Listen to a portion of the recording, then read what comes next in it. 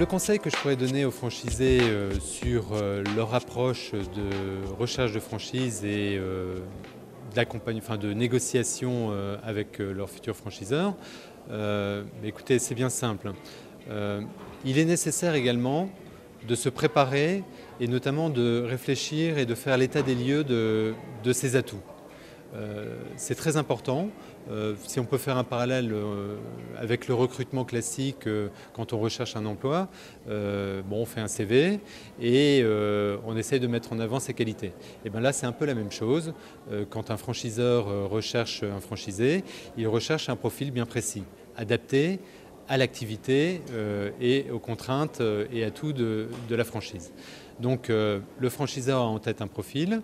Il faut, dans votre démarche, essayer de coller le plus possible au profil.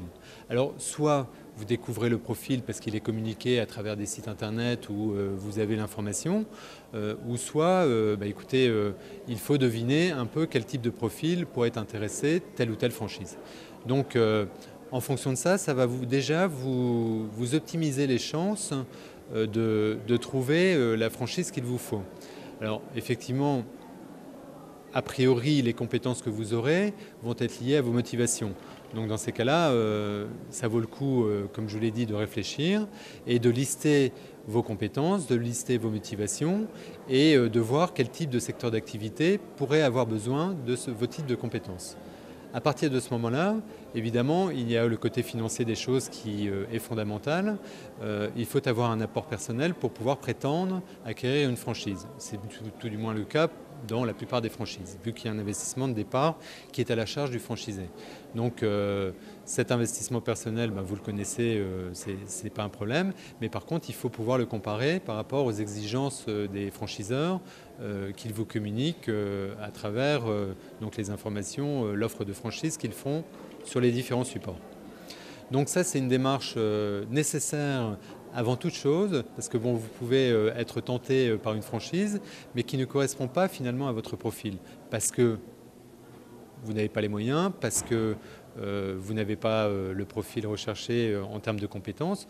Donc inutile de perdre du temps, allez droit au but et vous verrez très rapidement si oui ou non, potentiellement, vous pouvez intéresser un franchiseur.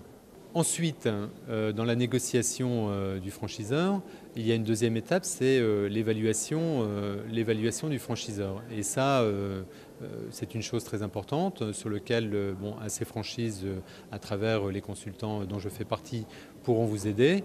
Il est nécessaire pour vous de pouvoir apprécier le professionnalisme du franchiseur. Pourquoi ? Parce que un concept peut très bien marcher.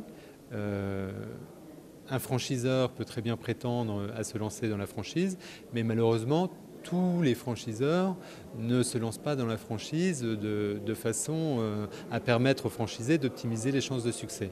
Donc, il vaut mieux, surtout si c'est une franchise qui est assez jeune, il vaut mieux, analyser et évaluer la pertinence de la franchise, notamment à travers l'assistance qu'il pourra vous donner pour optimiser vos chances de réussite.